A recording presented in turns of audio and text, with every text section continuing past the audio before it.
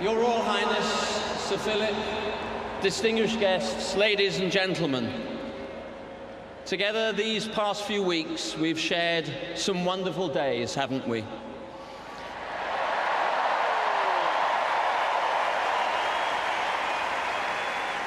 Days where incredible people have performed feats we hardly thought possible.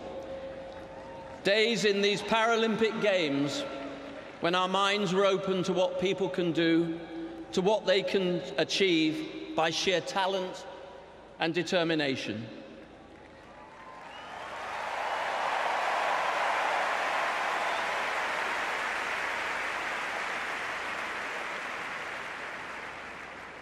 And I want to share with you two stories from these days.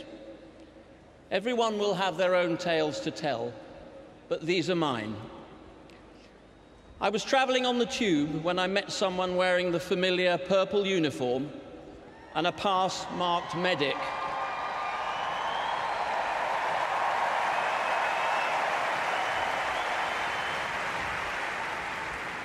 A games maker. And the games makers stand among the heroes of London 2012.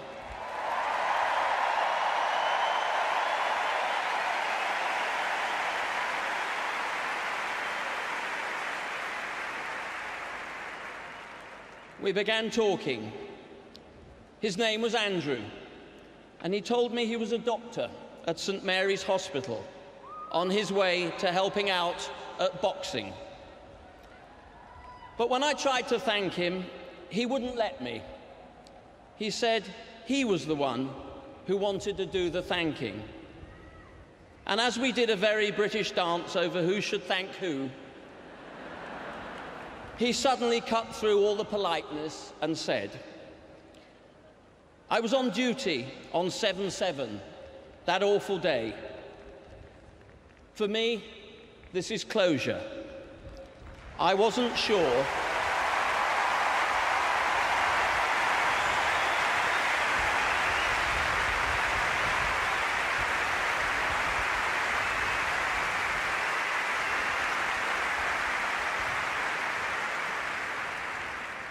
He told me I wasn't sure I should come or whether I could face it. I'm so glad I did, for I've seen the worst of mankind, and now I've seen the best of mankind.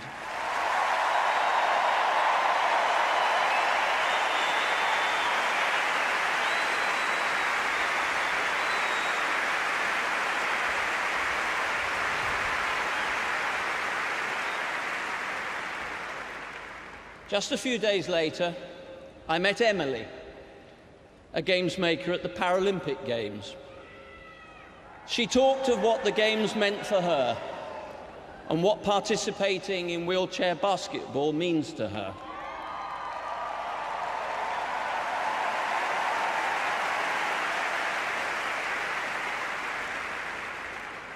It has lifted the cloud of limitation, she said. So Andrew and Emily, I'm going to have the last word. Thank you. Thank you to you and all the volunteers.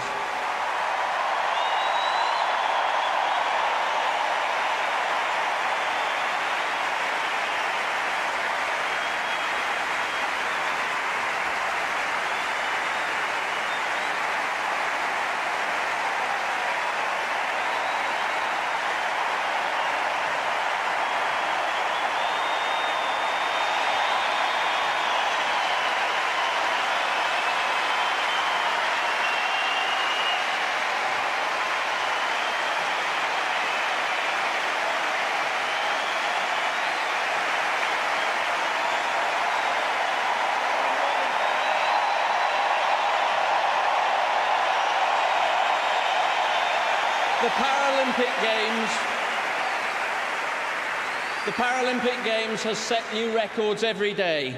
Sporting records, records for crowds, for television audiences, for unbridled spirit.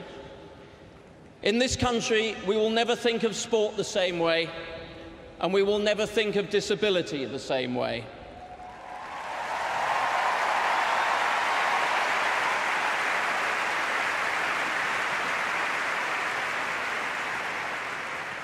And Emily, yes, the Paralympians have lifted the cloud of limitation.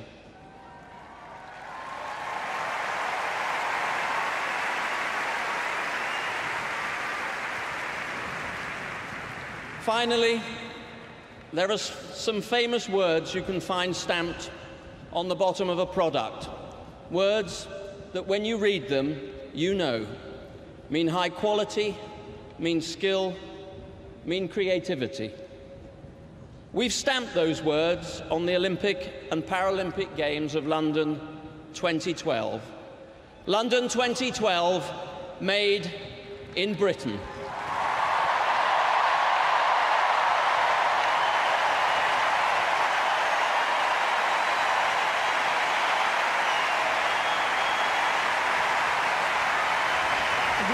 Acknowledge Lord Coe and everything he has done to bring these games to Britain. And they loved that speech.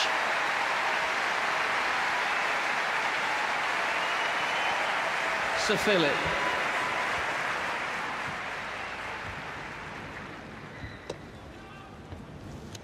Thanks, Seb. Your Royal Highness, athletes, officials, games makers, distinguished guests, Paralympic sports fans from all over the world, these have been, quite simply, amazing Paralympic Games.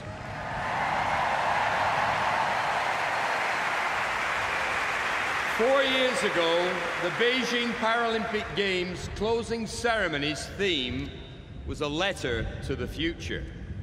That letter was received with open arms by Seb Coe's London Games Organising Committee, who had over 100 staff in the Chinese capital committed to delivering successful Paralympics in London.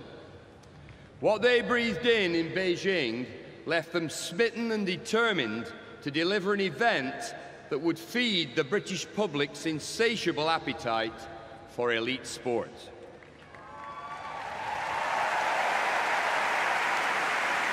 By building a giant theme park for sport in East London, designed to attract the world's best athletes, the Olympic Delivery Authority and LOCOG have helped inspire a generation.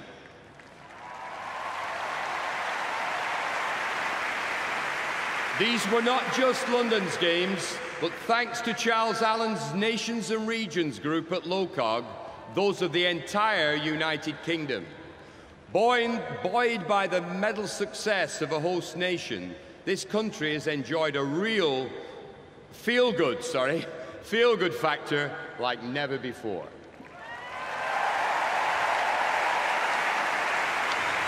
There have been multiple examples of teams working closely together, LOCOG interacting seamlessly with the International Paralympic Committee, and similarly with the Mayor's Office, Transport for London, the City of London, the security services, and both central and local governments. But with those irrepressible smiles and fountains of knowledge, the biggest cheer, it's already happened, but it's going to happen again, the biggest cheer of London 2012 should be reserved for now as we say thank you again to the thousands of games makers.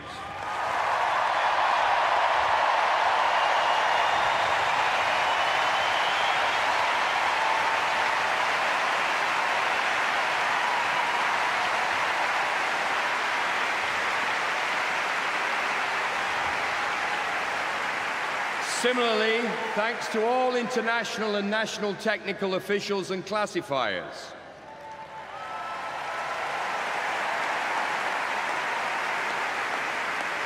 And now let us also acknowledge another band of people that stepped into the breach and went far beyond the call of duty: the British Armed Services and the emergency services.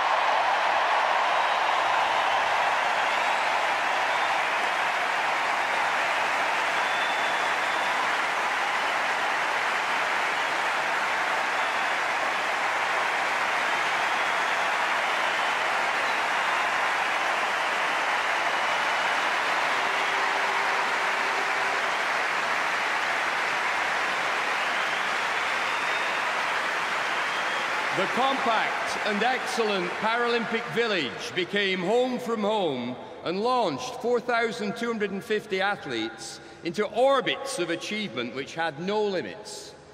Paralympians, you gave to the world feats of speed, endurance, dexterity and skill many did not think possible.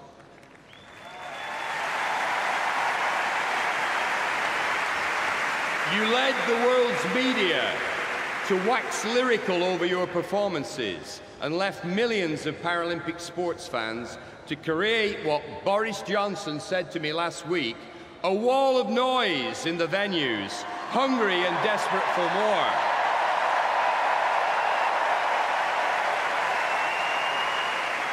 The Paralympic Games have truly come home and found their pathway to the future here in London.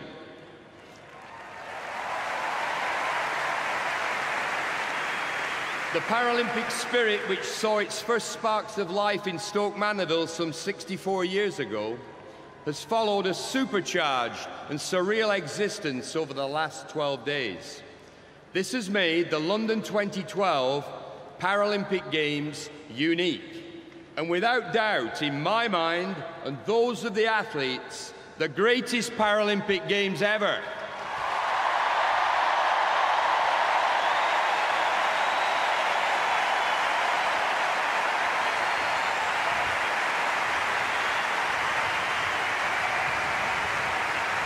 I call on you all gathered here and watching around the world to take this unique sporting spirit to all four corners of planet Earth, where you will make new friends, have fun, and inspire them to light the flame in their hearts. This is an event absolutely no one wants to end. We know that. And these games have changed us all forever. But before I close, I want to link Stephen Hawking's words about changing perceptions across multiple dimensions from the ethereal opening ceremony to the words of a 5-year-old called George Glenn. A few days ago, George was reading a book entitled Treasure with his mum, Emma, my daughter Gael's best friend. The first page showed a man with an eye patch, a hook for a hand, a parrot on his shoulder, and a wooden leg. Emma asked George who the man was, expecting him to say, a pirate. But he said, well, he only has one leg. He must be an athlete.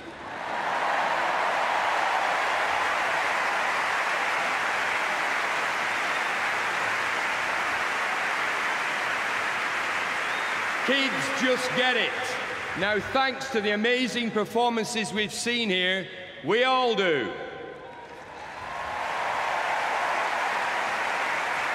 Finally, the time has come for me to declare the London 2012 Paralympic Games closed. But we all know that these Paralympic Games will live on for an eternity.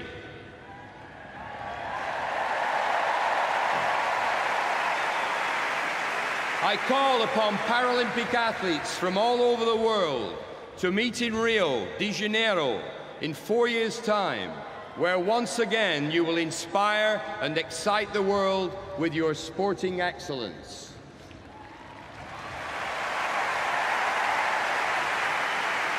And I have to end with a big, big thank you to the people of this great city of London,